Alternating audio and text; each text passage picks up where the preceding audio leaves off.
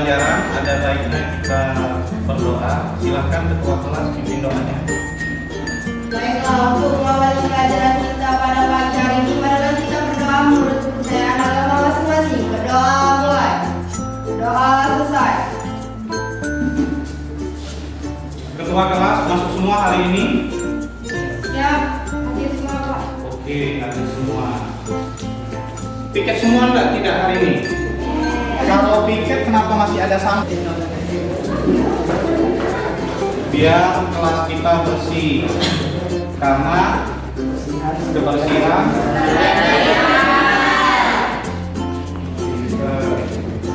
sudah bersih semua? Sudah. Oke, sebelum kita mulai pembelajaran hari ini, ada baiknya Pak mengulang pembelajaran yang kemarin mengenai konsep dasar ilmu ekonomi. Ada yang tahu tidak mengenai sebutkan faktor-faktor produksi? Saya Pak. Oh iya, apa nak? Faktor-faktor produksi. Yang pertama sumber daya alam, sumber daya manusia, sumber daya modal, dan sumber daya keahlian atau skill wirausaha. Selanjutnya Pak mengulang yang kemarin. Ada yang tahu faktor-faktor yang mempengaruhi kebutuhan? Silakan. Yang pertama adalah keadaan alam atau lingkungan, yang kedua pendidikan, yang ketiga agama, yang keempat adat istiadat, dan yang kelima adalah peradaban. Kita semua ya, berarti kalian sudah memahami pelajaran yang kemarin. Lanjut kita pelajaran hari ini. Temanya mengenai konsep dasar ilmu ekonomi. Nah, tujuan pembelajaran hari ini yang pertama kita memahami konsep biaya peluang, opportunity cost, konsep prinsip ekonomi, dan konsep motif ekonomi. Tujuan pembelajaran kedua memahami pembagian ilmu ekonomi. Yang ketiga tujuan kita yaitu memahami konsep ekonomi syariah. Pengertian, tujuan, prinsip, dan karakteristik ekonomi syariah. Oke, sebelum kita lanjut, ada baiknya kita yel-yel. SMA Negeri 3 Lumulingga.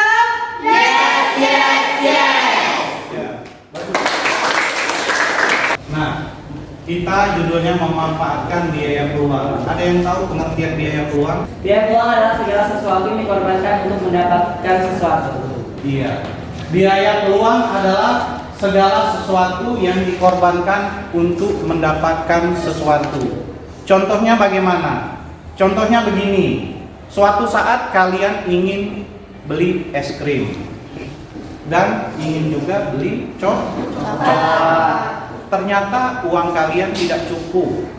Misalnya es krimnya harganya 5.000, coklatnya harga 10.000. Jadi kalau kalian membeli coklat dan es krim, berapa uang kalian harus butuhkan? 15.000. Ternyata kalian hanya mempunyai uang 10.000. Jadi kalian harus memilih membeli coklat atau membeli es krim. Nah, itulah konsep dasar pengertian biaya peluang. Biaya peluang bisa saja tidak tergantung uang. Bisa saja biaya peluang tentang hobi, kesenangan, atau motif-motif yang lain. Contohnya, memanfaatkan biaya peluang. Seorang pegawai dapat pergi kantornya dengan dua cara. Yang pertama, dia naik bus umum, harga ongkosnya cuma 15.000. Yang kedua, dia naik taksi dengan harga 50.000. Pertanyaannya, berapakah biaya peluang jika dia memutuskan naik taksi? Biaya taksi berapa nak harganya? 50.000. Sedangkan bus 15.000. Mana yang lebih murah? Nah, pertanyaannya, biaya peluang jika memutuskan naik taksi, berarti 50.000 dikurang 15.000. Berapa? 35.000. Nah, itulah penghematan dia untuk biaya peluang. Dari sini jelas? Jelas. Ngerti? Ngerti. Oke, kita lanjut kalau ada yang tahu pengertian biaya sehari-hari? Ya, silakan. Biaya sehari-hari adalah pengorbanan yang harus dilakukan untuk melakukan suatu kegiatan atau kegiatan ekonomi tanpa memperhitungkan kerugian karena dikorbankannya kegiatan lain. Pintar.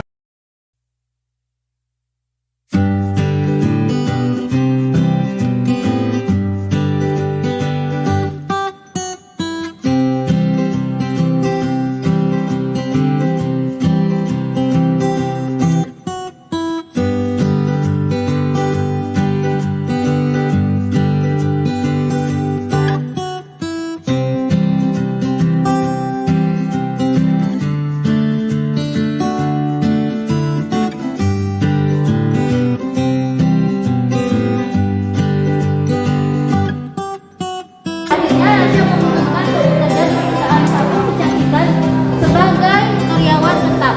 Maka besar biaya peluang yang dikorbankan Rasya adalah jawabannya yaitu biaya peluang adalah biaya yang harus dikorbankan untuk tidak alternatif lain untuk mencari biaya peluang, maka dilihat dengan biaya yang paling besar dikorbankan. Jadi jawabannya 2.200.000. Rasya mengorbankan untuk bekerja di perusahaan Garmen sebagai sales dengan penghasilan 2.200.000. Usaha tersebut menyewakan gedung tersebut karena jika disewakan akan menghasilkan keuntungan yang tetap per tahunnya. Sedangkan jika dijadikan sarana usaha akan beruntung pada hasil kadang naik kadang turun. Jelas dari kelompok 2. Pohon yang batang lupa benar. Ulangi. Jika ada jarum yang patah, kulit pohon jangan rekatkan. Jika ada kata yang salah, saya mohon untuk dimaafkan. Saya akhiri wabillahi taufiq wal hidayah. Wassalamualaikum warahmatullahi wabarakatuh. Kelompok 4 kita selamat di akhir.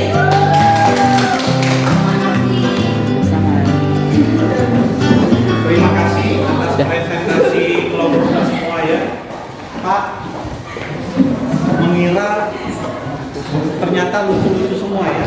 Lucu, hangat, heboh ya. Jadi dari situ semua, dari kelompok 1, kelompok 2, kelompok 3, kelompok 4, barangkali kelompok juaranya kelompok 4. Oh, tangan dulu. Ya. Sini kelompok 4 ada bingkisan kecil terpesona ya. Tidak terpesona Pak. Selamat ya. Silakan bangkunya dan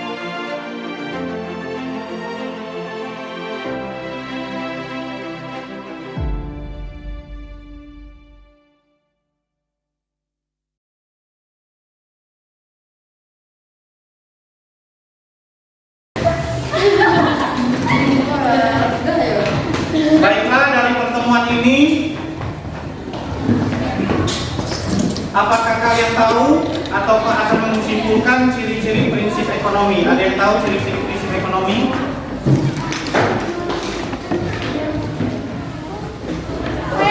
Ya, silakan. Ciri-ciri prinsip ekonomi adalah sebagai berikut. Yang pertama, mengutamakan kebutuhan yang sifatnya lebih penting dan mendesak. Iya. Yang kedua, bersikap hemat dan tidak boros dalam tindakannya. Yang ketiga, melakukan tindakan ekonomi dengan pertimbangan yang matang. Dan yang keempat, mempertimbangkan keuntungan dan kerugian dari setiap tindakan ekonomi yang dilakukannya. Oke, pintar. Selanjutnya kita simpulkan motif ekonomi. Ada yang tahu? Ya. Ya, apa nak? Motif ekonomi adalah alasan yang mendorong seseorang untuk melakukan tindakan ekonomi. Misalnya, Anda ingin membeli satu barang yang sudah Anda idamkan. Pastinya Anda akan bekerja untuk mengumpulkan uang kan. Nah, bekerja itu termasuk ke dalam tindakan ekonomi. Sementara membeli barang-barang itu adalah motif ekonominya. Iya, benar ya. Itu adalah motif ekonomi. Lanjut. Jenis-jenis motif ekonomi. Ya. Apa nak?